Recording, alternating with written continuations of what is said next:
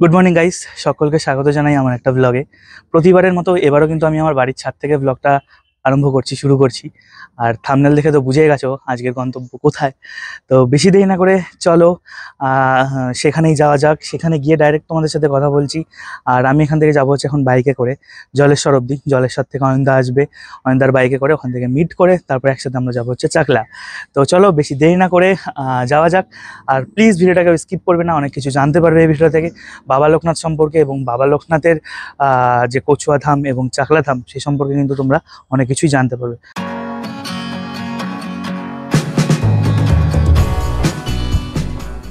তো যাই হোক বন্ধুরা, এখন অয়নদা চলে এসছে আর এখন দাঁড়িয়ে হচ্ছে কুলপুকুর কালী মন্দিরের সামনে। আর হচ্ছে দিদি, আর হচ্ছে দাদা, দাদার সাথেও দেখা হয়ে গেছে, দিদির সাথেও দেখা হয়ে গেছে। এবার এখন আমরা সোজা যাবো হচ্ছে চাকলা। এখানে একটু দাঁড়িয়েছি, আজ হচ্ছে বিপত্তারিণী মায়ের পুজো। এইখানে পুজো হচ্ছে কুলপুকুর কালী মন্দিরে। তো সেটা এখানে একটু দেখে তারপর আমরা কিন্তু বেরিয়ে যাবো। তো চলো গাইস।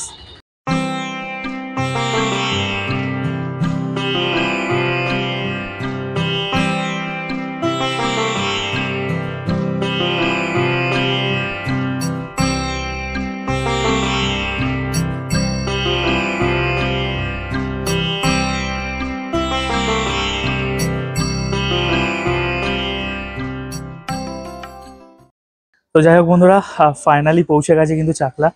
গাড়ি এই পিছনে পার্কিং করে দিয়েছি আর সাথে কিন্তু এই ডালা নেওয়া হয়ে গেছে। আর ওই যে অয়নদা আর দিদি কিন্তু খাবারের কুপন কাটছে। আর এখন আমরা কিন্তু পুজো দেব।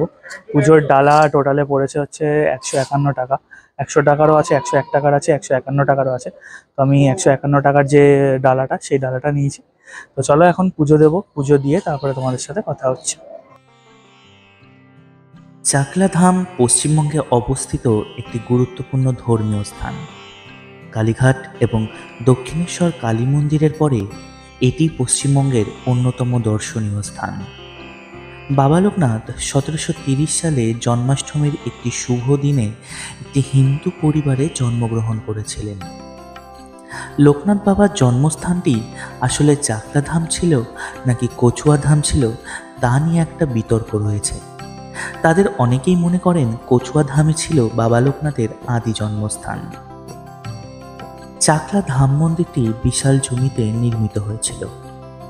এই পুরো মন্দিরটি মার্বেল পাথর দিয়ে তৈরি। প্রবেশদ্বারে আপনি অনেক ভাস্কর্য দেখতে পাবেন এবং ষাঁড়ের ভাস্কর্যটি আকর্ষণের প্রধান কেন্দ্র। ষাঁড় সাধারণত শক্তি, সাহসিকতা, সংকল্প এবং লড়াইয়ের চেতনার প্রতীক। রাজা নৃসিংহদেব রায় চাকলা ধাম মন্দির নির্মাণ শুরু করেছিলেন এবং পরে তার বিধবা রানী শঙ্করী মন্দিরের নির্মাণ কাজ সম্পন্ন করেছিলেন।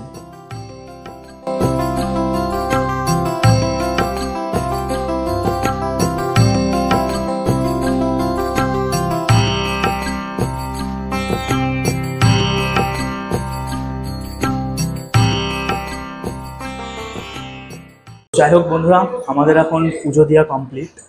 আর আমরা কুপন কেটেছিলাম ভোগ খাওয়ার জন্য দুপুরে। তো এখন সেই দিকেই চলেছি ভোগ খাওয়ার জন্য। তো চলো, ভোগের টিকিট হচ্ছে 75 টাকা, 70 টাকা, বিভিন্ন রকম প্রাইসের আছে। তো আমরা কেটেছিলাম হচ্ছে 75 টাকা। তো সেটা এখন আমরা খাবো, চলো। এখানে হচ্ছে এখন ভোগের মধ্যে খিচুড়ি আর একটা ঘ্যাট দিয়েছে। টোটালে শুনলাম 7 রকমের পদ আছে, দেখা যাক। খিচুড়ি আর হচ্ছে একটা ঘ্যাট। এবার কিন্তু আসবে পোলাও। পোলাও চলে এসছে, পোলাও। এবার পোলাওয়ের সাথে আলুর দম।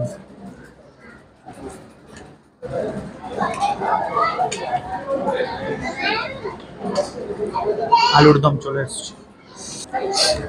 এবার কিন্তু চলে আসলো পাঁপড়। আর কিন্তু এরপরে আসবে চাটনি। চাটনি চলে এসছে। তো বন্ধুরা যাই হোক, চাকলা ধামে চাকলা মন্দিরে কিন্তু দুপুরের ভোগ খাওয়া আমাদের কমপ্লিট। এখানে 2 রকমের ব্যবস্থা আছে, একটা 75 টাকার কুপন আর একটা কিন্তু 35 টাকার কুপন। তো 35 টাকার কুপনে কিন্তু তোমরা খিচুড়ি এবং ঘ্যাট এই দুটো পাবে, আর হয়তো চাটনিটা পাবে। আর 75 টাকার যে কুপনটা সেই কুপনে কিন্তু তোমরা চাটনি, ঘ্যাট, পোলাও, আলুর দম, চাটনি, পাঁপড়, পায়েস এগুলো কিন্তু পাবে। তো যাই হোক, আমরা কিন্তু 75 টাকার যে কুপনটা সেটা কেটে নিয়েছিলাম। আর এখানকার খাবার দাবার মানে ভোগের যে সমস্ত আইটেমগুলো ছিল, এক কথায় অনবদ্য। এত সুন্দর রান্না হয়েছে, ধারণা করার বাইরে। যাই হোক, আমাদের দুপুরের খাওয়া মানে দুপুরের ভোগ খাওয়া কিন্তু এখানে কমপ্লিট হয়ে গেছে। এবার চাকলা মন্দিরটা বেশ কিছুক্ষণ ঘুরে এখান থেকে কিন্তু বেরিয়ে যাব কচুয়া ধামের উদ্দেশ্যে। চাকলা ধাম থেকে মাত্র 15 থেকে 16 কিলোমিটার দূরে কিন্তু বাবা লোকনাথেরই কচুয়া ধাম।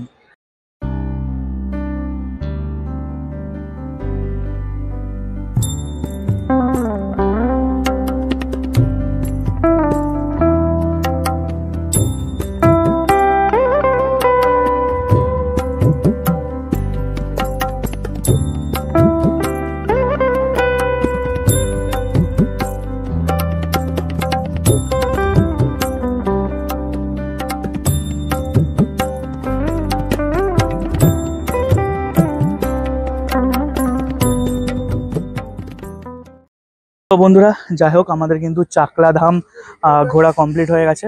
আর এখন আমরা কিন্তু বেরিয়ে যাব হচ্ছে কচুয়া ধামের উদ্দেশ্যে। এখান থেকে 16 থেকে 17 কিলোমিটার হচ্ছে কচুয়া ধাম। আর কচুয়া ধামে গিয়ে চলো তোমাদের সাথে ডাইরেক্ট দেখা হচ্ছে। তো যাই হোক বন্ধুরা, ফাইনালি চাকলা থেকে বেরিয়ে প্রায় আধা ঘন্টা লাগলো কচুয়া ধামে পৌঁছাতে। আর আমি আর অয়নদা কিন্তু ফাইনালি কচুয়া ধামে পৌঁছে গেছি। এখানে আমি পুজো দেবো না, হয়তো অয়নদা পুজো দেবে, কারণ যেহেতু চাকলাতে পুজো দিয়েছি একবার অলরেডি, তাই কচুয়া ধামে আর কোনো মানে আমি অন্তত পুজো দেবো না, দাদা দেবে। আর এই পেছনে দেখতে পাচ্ছ কিন্তু কচুয়া ধাম বাবা লোকনাথের। আর চাকলাও কিন্তু বাবা লোকনাথের জন্মস্থান, এটাও বাবা লোকনাথের জন্মস্থান। এই দুটো নিয়ে একটু কনফিউজড আছে সবাই, একটা যে না বাবা লোকনাথ এখানে জন্মেছিল, আবার অনেকে বলে যে না চাকলাতে জন্মেছিল।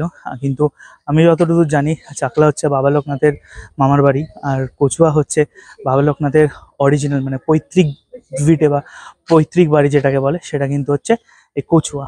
আর চাকলা হচ্ছে বাবা লোকনাথের মামার বাড়ি, আমি এতদূর পর্যন্ত জানি। তো যাই হোক, কচুয়াতে চলে এসেছি। এখানে বেশ খানিকক্ষণ কিছু সময় কাটাবো, সময় কাটিয়ে তারপর কিন্তু আমরা বাড়ির উদ্দেশ্যে রওনা দেবো।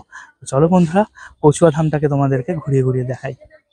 কচুয়া ধামে মানুষ আসলে বাবা লোকনাথকেই দর্শন করতেই আসে।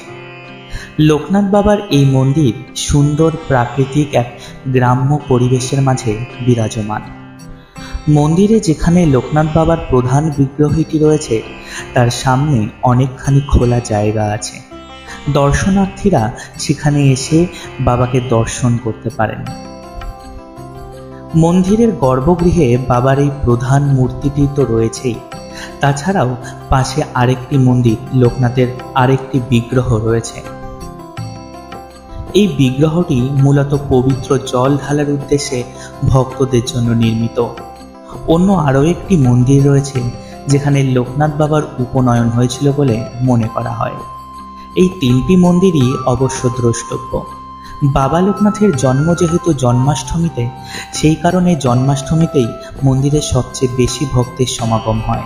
এছাড়াও বাবার তিরোধান দিবসেও মন্দিরে অসংখ্য মানুষের জমায়েত হয়। লোকনাথ মিশন এই মন্দিরের সমস্ত দায় দায়িত্ব বহন করে। এই মন্দির সকাল 8টা থেকে দুপুর 12টা এবং বিকেল 3টে থেকে 8টা পর্যন্ত খোলা থাকে, কিন্তু শীতকালে সন্ধ্যে 7:30টার মধ্যেই বন্ধ করে দেওয়া হয় এই মন্দির। তো যাই হোক গাইস, ফাইনালি কচুয়া ধাম আমাদের ঘোরা কমপ্লিট। দিদি পুজো দিল, আর এখানে আমি ধূপকাঠি আর মোমবাতি ধরালাম। আর এখন ফাইনালি কিন্তু বাড়ির দিকে রওনা দেবো। এখান থেকে প্রায় 45 কিলোমিটার আমার বাড়ি, ঠিক আছে? তো চলো গাইস, কেমন লাগলো আজকের এই ব্লগ কচুয়া ধাম এবং চাকলা ধাম, অবশ্যই কিন্তু আমাকে কমেন্ট করে জানিও। চলো গাইস, টাটা, দেখা হচ্ছে পরবর্তী কোনো একটা এপিসোডে।